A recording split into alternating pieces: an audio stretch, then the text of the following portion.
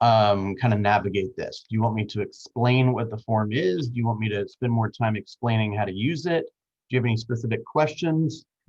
We can go a lot of different directions. How to use it. Yeah, for me, it's how to use it. Meaning how to get it signed? Or like what it even is? Is that right? For me, the issue is how to use it in command. Yes, in command. Yeah, me too. How to use it in command. Okay, let's do this then. I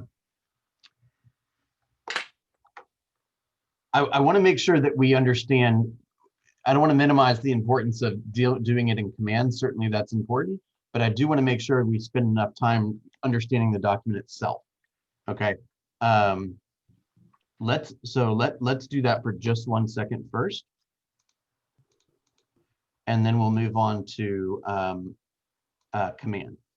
Because there's a lot of videos on how to access it, like how to link DocuSign to command, and then how to, I don't want to turn this into a command class. I want to turn it into a contracts class. You know what I'm saying? Yeah, Sam has some good videos on linking it and all that. Okay. There's one of you too on your PC, one where you're talking about the contracts. I watched that one a couple of times too.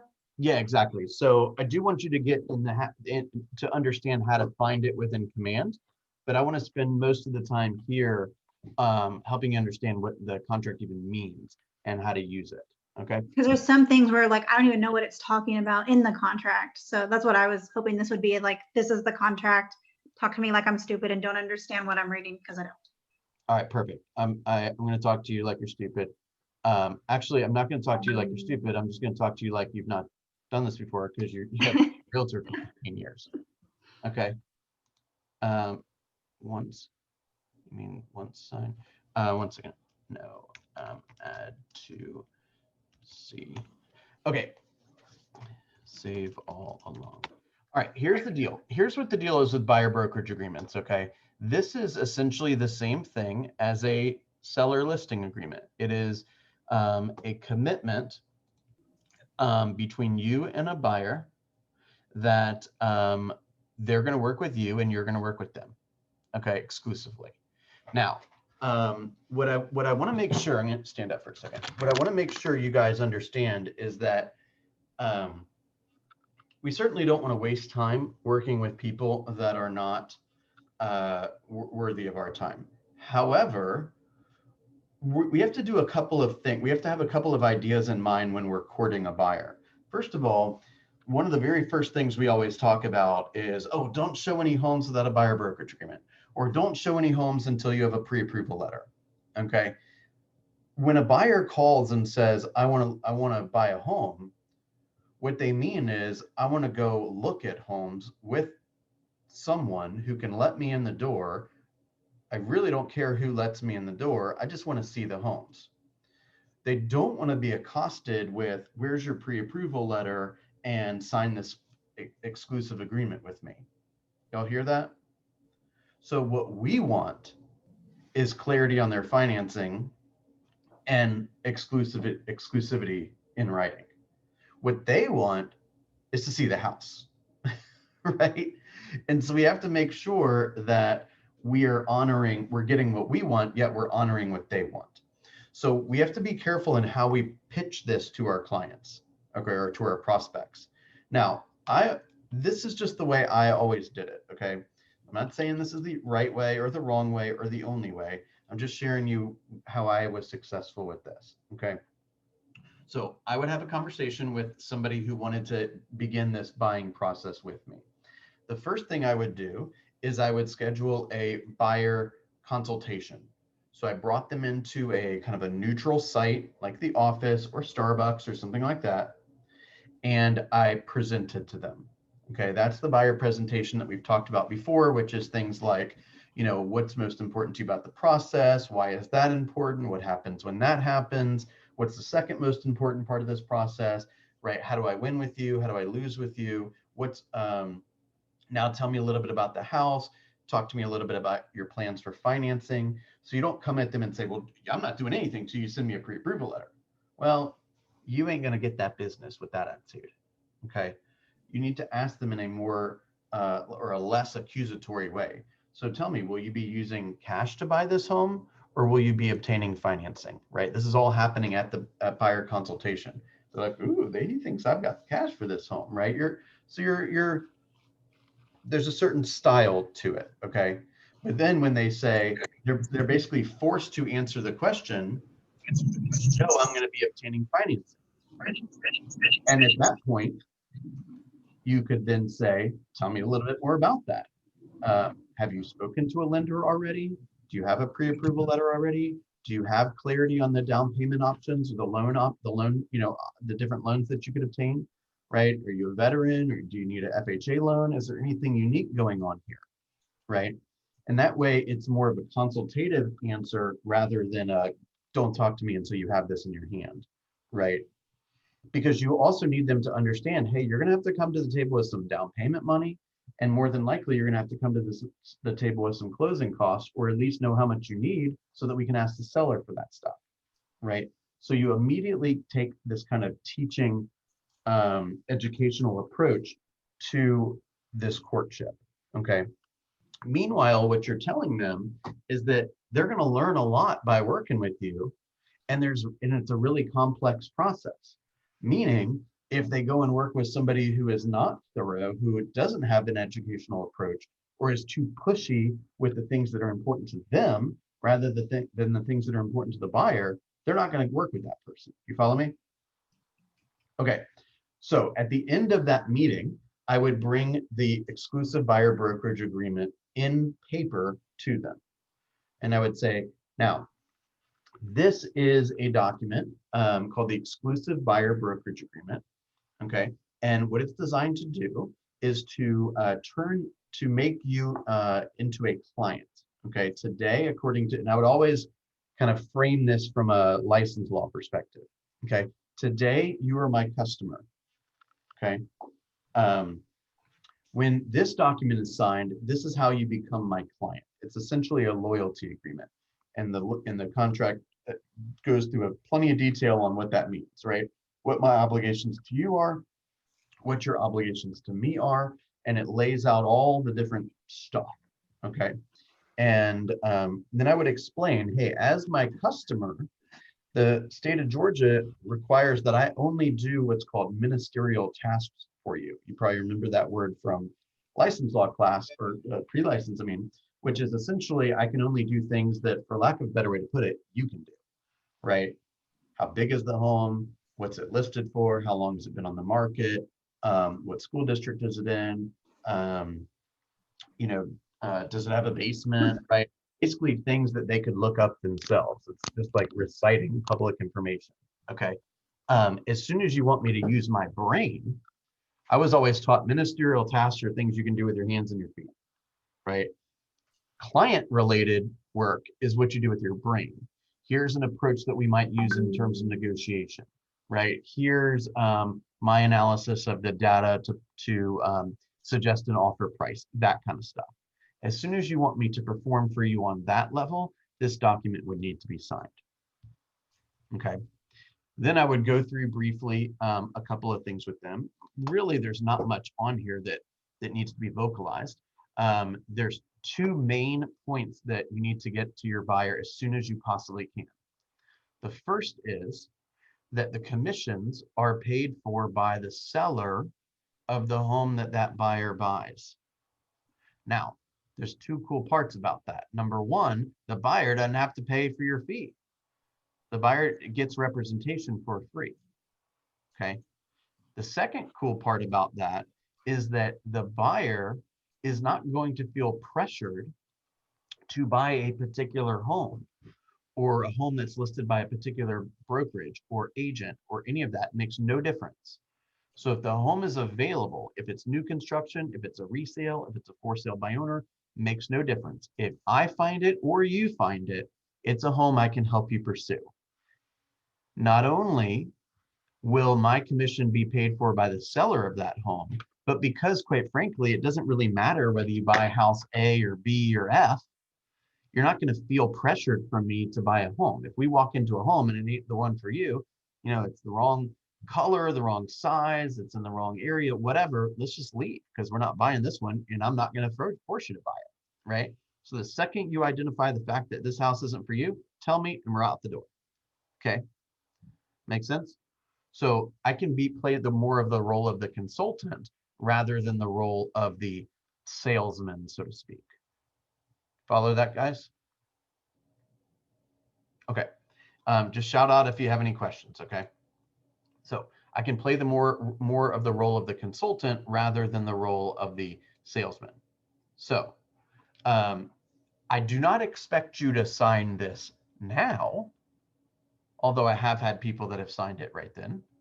I would prefer for you to take it home, read it through, let me know if you have any specific questions about any of the language in there, okay? And when you're ready, you can sign it, okay? I'm not going to push you to sign it now, meaning you may get that pressure from another agent, but you're not going to get it from me because I intend to earn your business, okay? I would feel the same way. I'd want somebody to show me a couple properties and see how that relationship is going to be before I commit in writing to working with them exclusively. I get it. Okay. 9 out of 10 times they'd sign it before I showed them the first home. Okay. And if they didn't, then at the end of the first day out, I'd say, hey, did you get a chance to review the buyer brokerage agreement? And did you have any questions about that? And 9 times out of 10 of the remaining times, they're like, oh yeah, I forgot to do that. Here it is. You have a copy, right? Very, very little pushback on that. Okay. Now, hang on. Be right back. Okay. Any questions so far? Okay, cool. So that's kind of the background on how to initiate the consultation and how to set the stage for the buyer brokerage agreement. Is everyone clear on those concepts?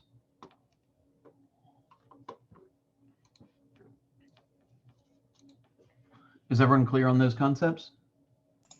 I am. All right, 3C.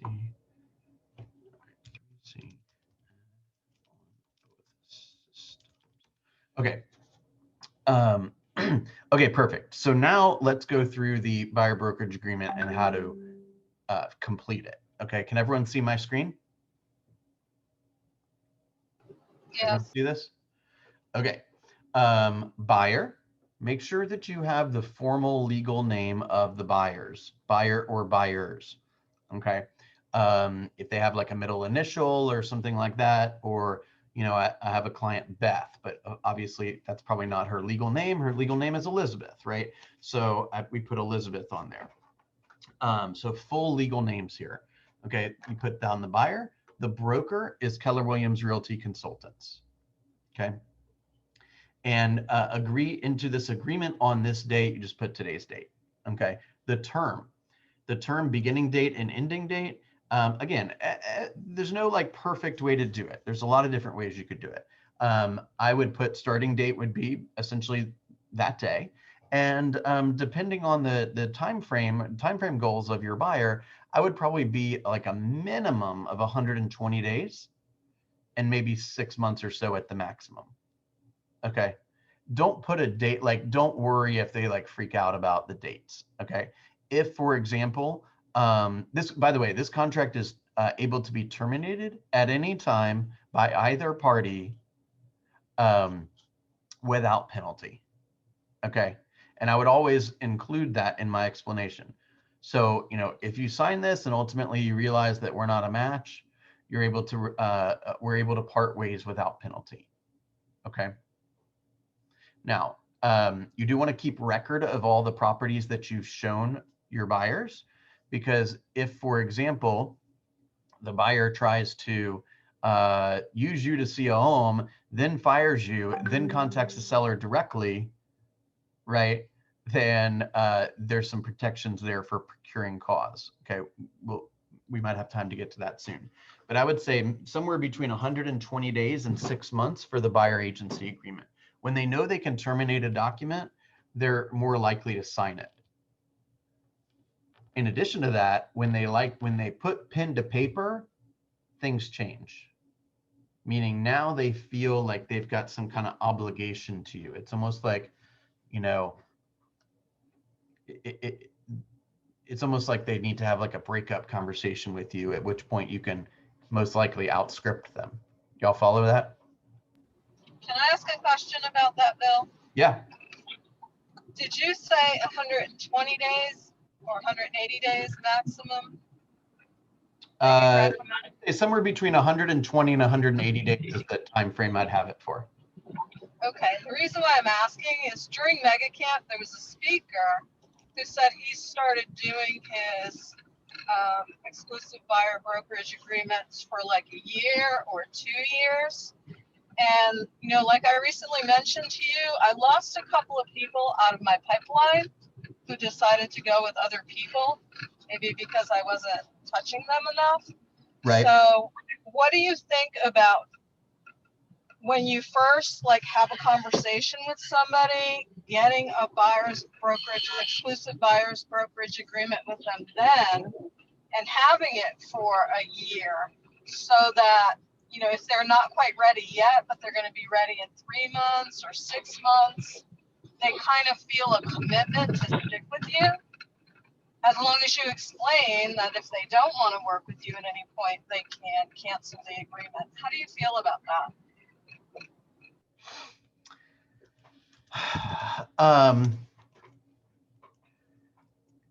If you feel like you could pull that off, I don't see any reason why you wouldn't do it.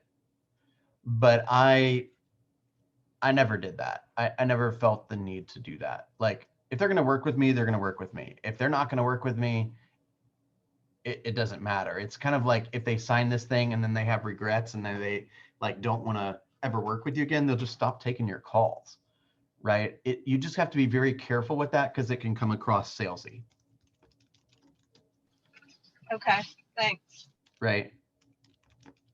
What I mean by that is, you know, if they feel like they're being pressured, people don't like feeling pressured, right? So if you're like, well, you know, I know you say your lease ends next November and I'd love to be your buyer's agent and you seem to like be open to working with me. Would you like to sign this piece of paper so that in 1 year you love me and you're going to commit to working with me now? I'm not crazy about that idea personally. I just don't think you're going to get a lot of people like viewing that positively. Do you see what I'm saying? Yeah, I was just wondering how this guy at Mega Camp was pulling that off. It seemed to be working for him. So I'm just curious about your thoughts. Look, I'm not gonna, you know, he's selling more houses than me. However, he might be working with a different type of clientele. He might have a script that I'm not thinking of this moment. I just think in general, I was always probably I was probably educating clients more than pretty much anybody was. And I was more understanding and patient with people, probably more so than most other agents. And I was fairly low pressure and it worked. So I'm not suggesting you can't do it a different way. I think it just, at the end of the day, if they want to kill the deal, they're going to kill it. So it's almost like, what difference does it make? Right. Okay. Thanks. Give me 3 seconds. I'm sorry.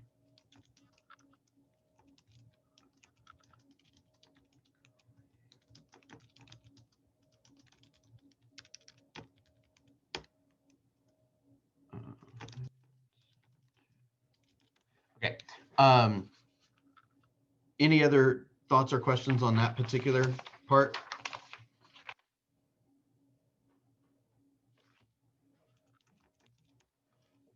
Any other questions on that part? Okay. Section number 3, we are independent contractors. Independent contractors. As opposed to employee of broker. Number 4, we do not, you would check anything that we do not offer. We technically offer all of those items. Dual agency is when you have an agency relationship with both the seller of a property and the buyer at the same time buying and selling that same home. Okay, the state of Georgia does allow that legally, and we do require that you get permission from the team leader, Aubrey, to give you permission to do that. It's not that like he's not gonna, he's most likely not gonna say no, but he probably will push you a little bit to verify that you know how to behave in those situations, right? So you know kind of what your limitations are, you know, like you can't go divulge everything you learn about the seller to the buyer and vice versa. You have to keep those things confidential, right? So if you can, if you have clarity on how to best provide that appropriate level of service with the appropriate level of limitations, then almost certainly he'll say yes. Make sense? Okay. Bill, I got a question. Yeah. Okay, my question is, let's say you sign a contract with a buyer and you didn't have an idea that you're gonna have a seller and the buyer gonna like the house, you're gonna list it later. What's gonna happen if the buyer like the house? You have to come back to the contract? Say that one more time for me, please.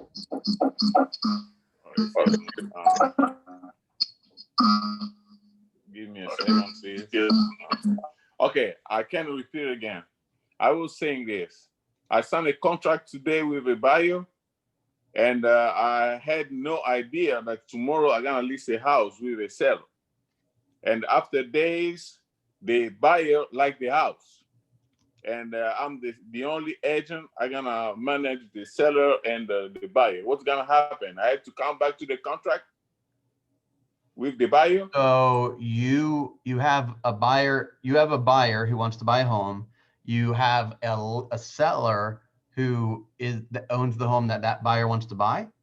Yeah, but the seller come after I signed the contract with the buyer, and the buyer liked the house a little bit later. Damn, what's the chances of that happening? You need to have a conversation with both. You need to say to the buyer, hey, I have, or you could really go to the seller first. Say, you know, I'd like to enter into an exclusive listing agreement with you, right? And I just want to clarify, I do have a buyer that's interested in a property just like this. So would you be willing to allow me to represent the buyer while simultaneously representing you as the seller? And of course, they have the option of saying, no, I'm not doing that. At which point, what I would probably do is take the listing. The buyer. And then what you would do is you would get a referral fee on the buyer if they decide to buy that home, and then take the full listing commission. Yeah, my question is about the contract, because for the first time, I signed a contract with the buyer, and I had no idea that tomorrow I will have this. The buyer gonna like the house. I will list after 2 days. And my question was, I have to come back to the contract with the buyer to say that now I'm gonna do the dual agency with you to let both of them that the buyer gonna buy the same house. That is the question about the contract. Well, the technically the agreements don't grant the ability for dual agency. That is granted in this purchase and sale agreement. So you wouldn't necessarily have to go back into the buyer brokerage agreement or the listing agreement to make an edit. You would tend to that issue if and when they decided to buy the home. Okay. To write up the purchase and sale. Okay, thank you. Yeah.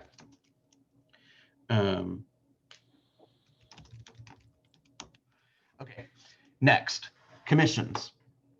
As we know, commissions are they are negotiable. Okay. The vast majority of the time, you're going to receive 3% if you're on the buyer's side. On the listing paperwork, if you look at a sample listing on FMLS, there is right down here the number 3 generally, which says this is the commission that the selling broker will receive. The selling broker is the buyer's broker. Okay. Now, if by chance that number is not 3, you're ethically bound to show the properties regardless of what the commission is. So back in the short sale and foreclosure times 10 years ago or so, more often than not, a short sale was between 2 and 2.5%. You will get in a lot of trouble if you are like, well, I didn't show you this one because I was going to get 2% instead of 3%. Don't do that. Don't do that. Got it? Now, if this is the space where you would ask the buyer potentially to make up any shortfall. So for example, it says 5A. Generally, you would put 3% of the sales price. That's the commission that I'm seeking. And in the event that the seller does not pay the broker the full amount of the commission, buyer shall or shall not pay the difference. I always put shall not. I'm thinking abundantly. I'm not trying to figure out a way where they're going to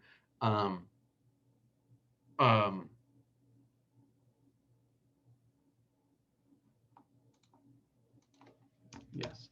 I'm sorry. I'm trying to do one piece of paperwork before a deadline. I'm sorry. I'm a tiny bit distracted today.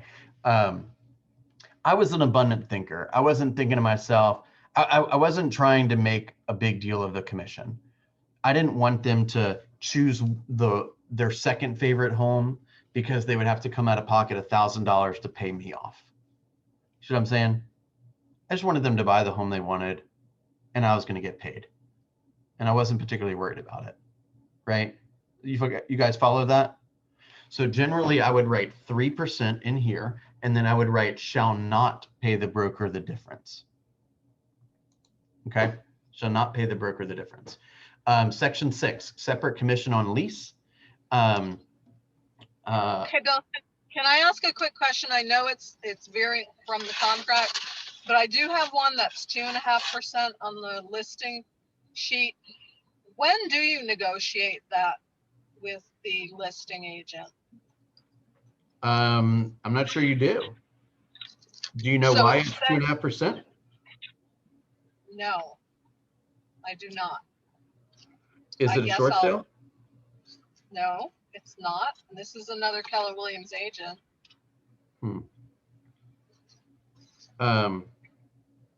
Okay. I don't know that I would. I would just say you could maybe casually say something in your conversation. Say, hey, I noticed 2.5%. Is there anything I should know about? Okay. Right? And they may say, yeah, I've been trying to tell the seller that he's going to have to pay 3%. Just put 3% on there and I'll see if I can get it for you. Or they'll say, yeah, it's 2.5%. Right. So if you ask in kind of a casual way, if you're like, hey, I noticed 2.5%, anything I should know there? Then you might get a little bit more information. Got me? Yes, sir. Thank you. Okay, so section 6, separate commission on the lease. You know, I usually would put 0 there or NA there. Again, I wasn't trying to like, I just wanted them to make a decision that was in their best interest. I wasn't trying to like, I didn't want to complicate it. So if they lease their home, look, so what? I'm going to continue to deliver value, and it's my job to continue to earn that business in the future. I don't need them to give me like $200 or something. You follow what I'm saying? I want you guys to think very abundantly. Okay, length of protected period. This basically says, let's read this exactly. Section 7, protected period. Okay, in the event that during the protected period, as that time is determined, as that term is defined below, following the termination or expiration of this brokerage agreement, buyer purchases, options, or contracts to purchase or exchange, or contracts to purchase ownership interest in a legal entity which owns, a property which was identified or shown to buyer by broker, right? Notwithstanding any provision to the contrary, buyer shall pay broker at closing or the commencement of any lease the commission. Okay, so it basically says like you can't just fire me and then go, you know, like knock on the seller's door and say, hey, I'm going to buy your home without an agent. If that's the case, then you could pursue them for a commission. Will you ever get it? Doubtful. Okay, but you theoretically could pursue them. Okay, so I would usually put like 90 days there. 90 days, maybe 120 days. Okay. All right, let's go back up to the, so all of these, this is kind of the front page cover sheet, but all of the, you know, language of these phrases here is defined on the next handful of pages. Okay. This goes into some detail. Let me just make sure I didn't skip anything I want to skip. I would usually use that language. I like the word loyalty. It's like, look, I'm planning to be loyal to you. When you call me and you want to see a property or you got a question about the process or you're unclear about something, I'm going to take time to make sure that you're certain or that you have the answers you need. What I would like in return is just a commitment from you that I'm going to be your resource, right? That if you have questions, you approach me. If you want to see a home, you approach me, right? Not like the name of the agent on the sign, because that person works for the seller and they're trained to ask you questions to extract information from you, which will likely be used against you in negotiation. So all this is basically saying is I want to be your point person. That's all I'm asking for. Okay. Now, broker's duty to buyer: make all disclosures required, attempt to locate property suitable, comply with all applicable laws, and assist to the extent requested by buyer in negotiating the terms. Okay. Now, hopefully I don't have to go into a ton of detail about this, but please remember the protected classes, right? People aren't necessarily aware of all the protected classes. And because unfortunately it is concerning to some people, they may ask you questions like, you know, how many Black people live in this neighborhood? Or how many white people live in this neighborhood? Or are these good school districts? Or, you know, what's the, you know, percentage of Asians or whatever? Like, you know, where's the closest gay person live? I mean, I'm not trying to be sarcastic here. Some people will ask that stuff. This is the response that I would give them. I do not know the answer to that, and I'm not able to share that information with you. Okay, so I would, if you want to know what the crime is like in this area, I can direct you to the police website. If you want to know what the school districts are like, then I can direct you to greatschools.org or schooldigger.com, and you can read up on, you know, average family income and percentage of kids that are receiving free or assisted lunch programs.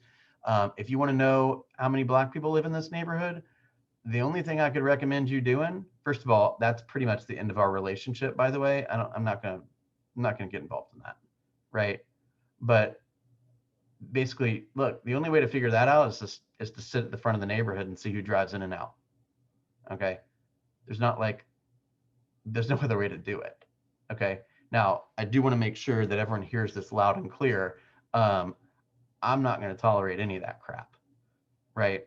But I'm also not going to go and do the research for them. You see what I'm saying? If they want to know who lives in the area, go to the grocery store and see who they see. Go to the coffee shop and see who you see. You follow me?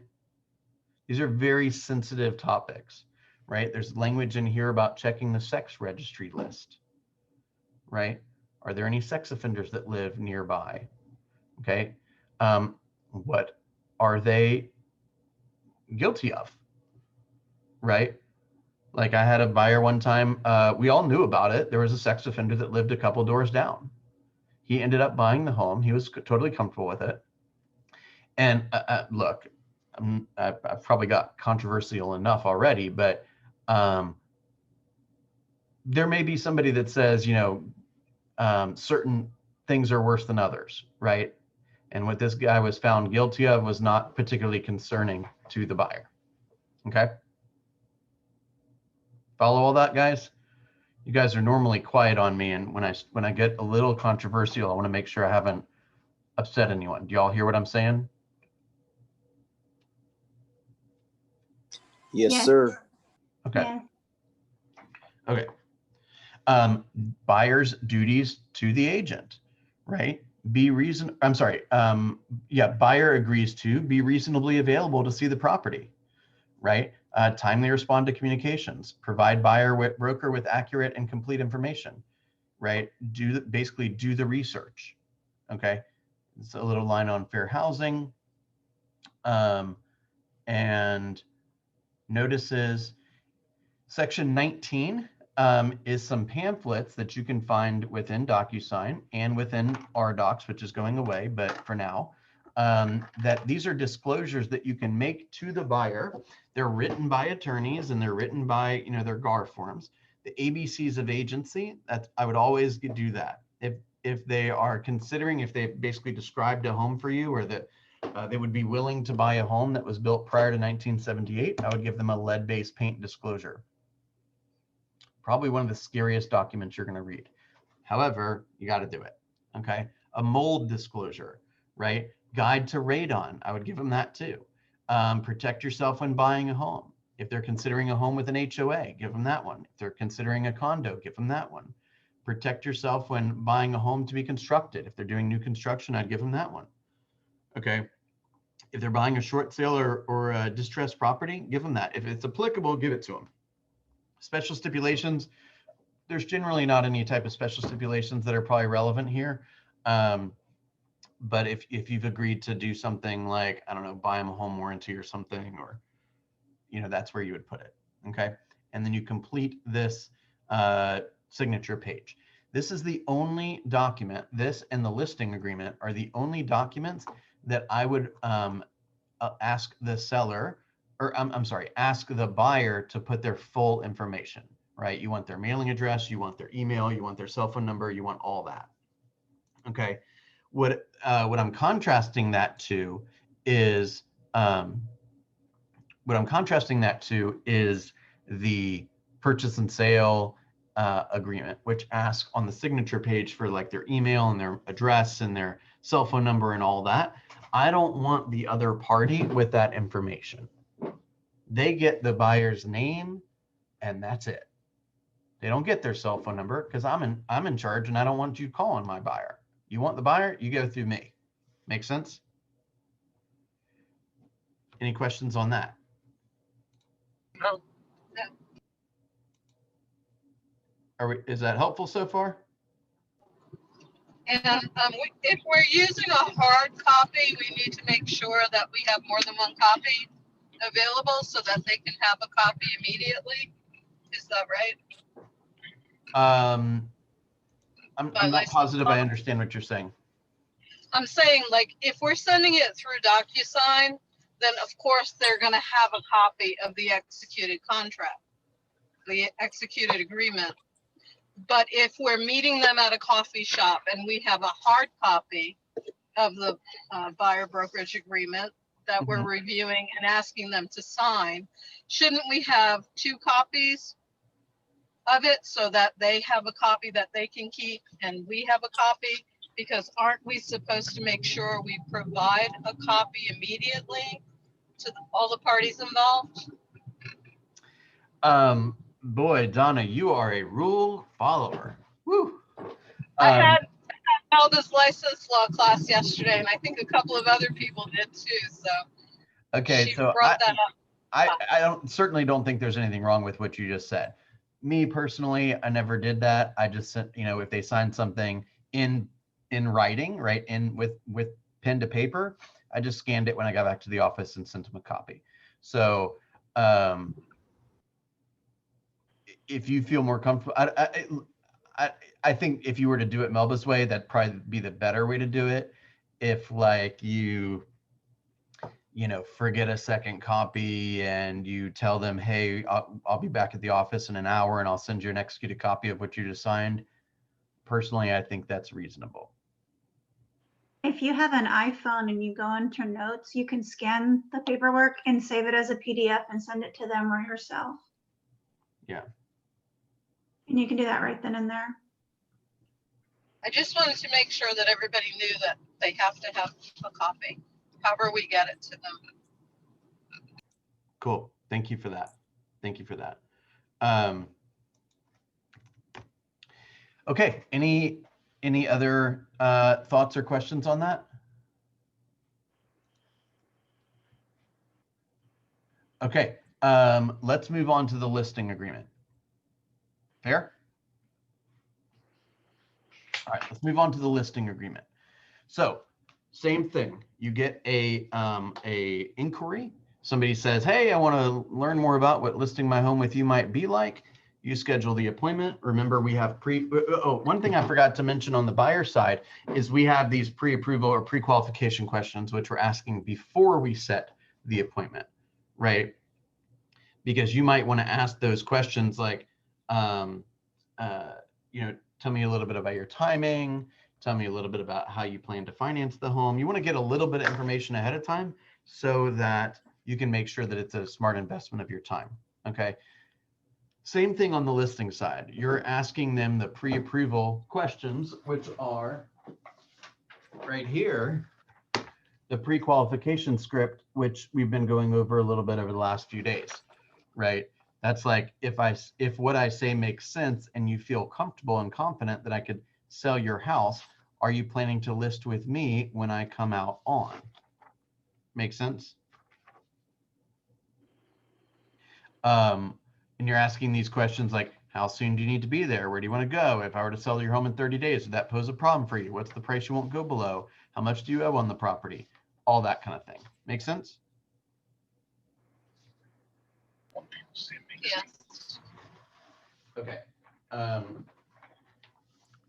That's actually it's actually an old version. I changed one thing on there. I'm glad you reminded me about that. Okay, so you're going to make your listing presentation. Okay, we're going to ask similar questions, right? How do I win with you? How do I lose with you? What's most important? Why is that most important? What happens when that happens? If there was something else that was most important, what would that be? Why is that important to you? What would happen if that happens? How would you like to be communicated with? All of that stuff. Plus you're reviewing all the answers to the pre-qualification questions, because most likely you may have only spoke with the husband or only spoke with the wife, and now you got a chance to be in front of them and they're both sitting right there. You want to make sure that you kind of understand the dynamic between the two, right? Is there clearly somebody who's in charge? Do they even agree, right?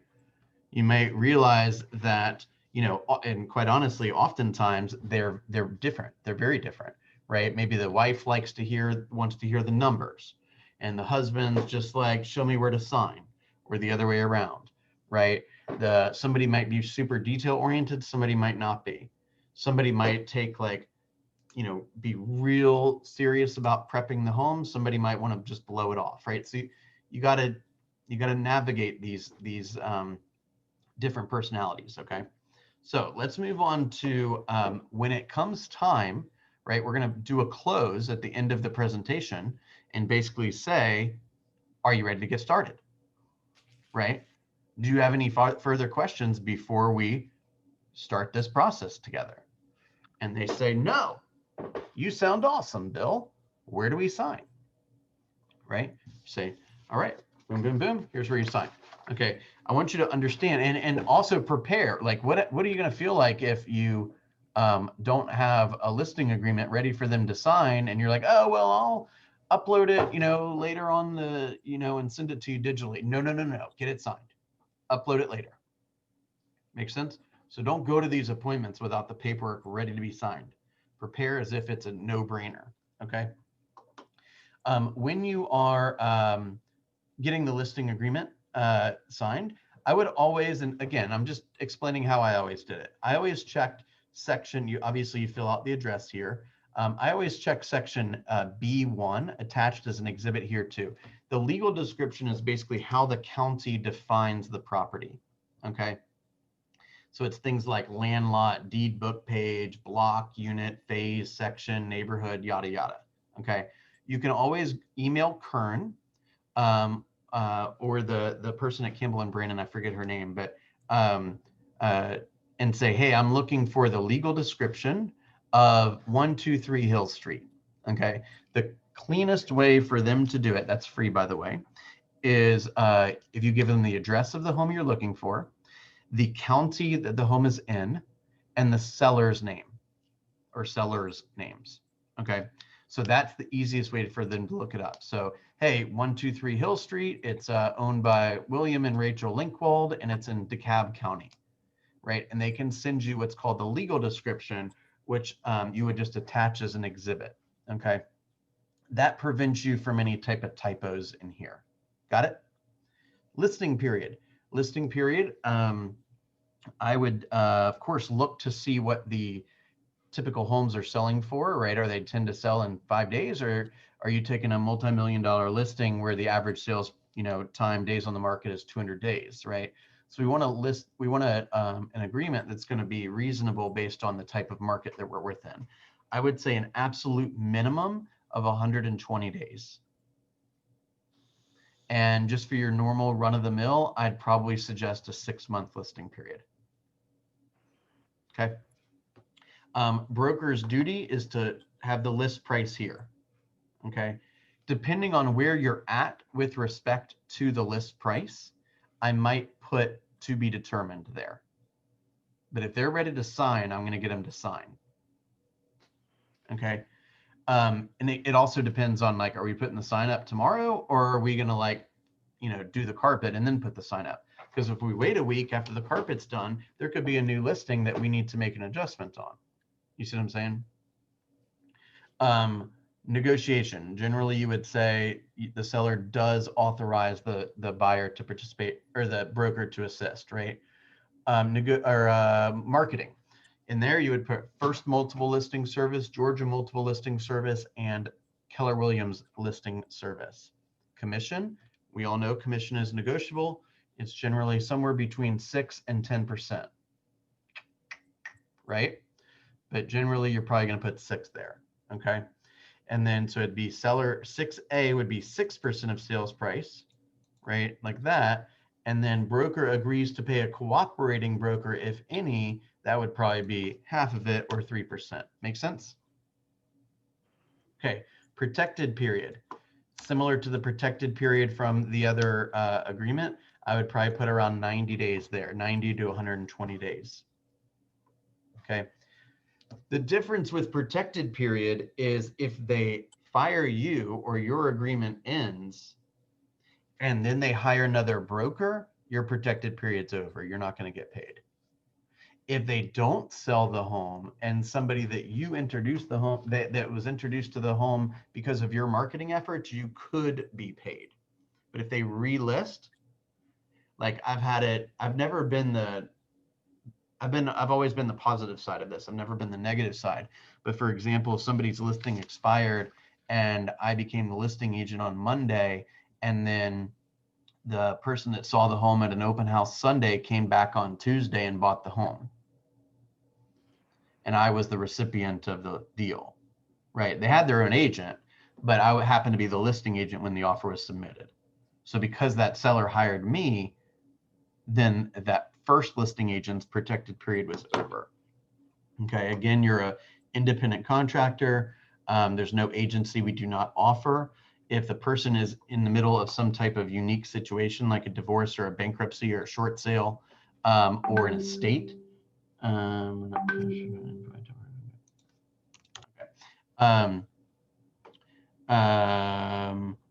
you would detail that right here.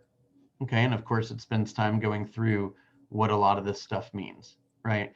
I always recommend, just from a safety perspective, that you don't want to, You just want to be aware that strangers are going in your house. Okay. And I didn't say this on the buyers section, but I heard this statistic recently that said that 90% of homes have some form of recording device in the home, either audio or video. So if you're sitting with your buyer, don't like game plan the offer in the kitchen, because they're probably going to hear you. Right? Game plan the offer outside of the home. Okay, makes sense. So you may want to say that to your buyer. Hey, there's almost certainly some recording device in the home, so we don't want to talk negotiation strategy in the home. Got it? And they'd be like, oh, thanks for reminding me about that. You're a great realtor, right? On the seller side, don't leave anything in the house that's going to be that's going to tempt a buyer. I walked into a house one time and the guy probably had 10 grand and $100 bills and a wad on his dresser. Okay. You know, as unfortunate as it is, people will go through like medicine cabinets to see if there's any pain pills and stuff. Like we've heard of stories of people having their medicine stolen, right? We've heard stories of having, you know, watches and rings and these kind of things stolen, right? So don't just be aware of don't be silly. Okay, that's, by the way, why we have lock boxes that are all digitized, because I'll know that, hey, Heather Fowler came in at 2:34 at this listing and she left at 3:34, and when my client left for work, there was a gold watch on the counter, and when they came back, the gold watch wasn't there. She happened to be the only showing that day, as she covers up her watch, right? Just kidding. So, hey, it sounds like we should go talk to Heather Fowler and see if her buyer might have jacked this watch. Make sense? What time will you be coming by at? Right. You follow what I'm saying, guys? So when you protect your sellers with that type of education, then they start making better decisions. Okay. Like, does your client have any collectibles in the home?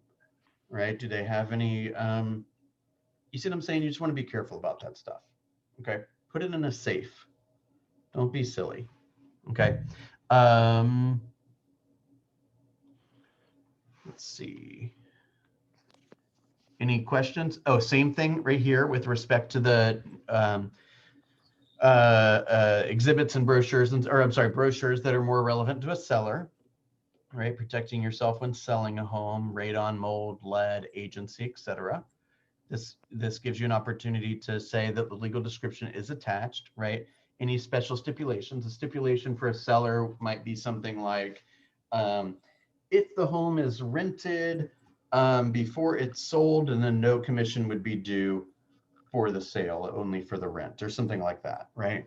Or, you know, broker agrees that all showings will be done by broker, or something of that nature. Like with usually you only find that in super high-end homes where,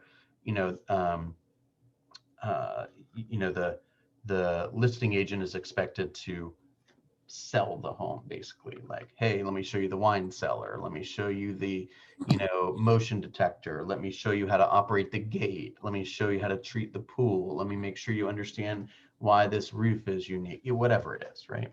Okay. And then it's okay to put all your contact information on the signature page. Okay. Same thing. When they sign it, you can deliver a second copy to them, or they can sign a second copy, or you can scan it back in when you get to the office. Any questions on that?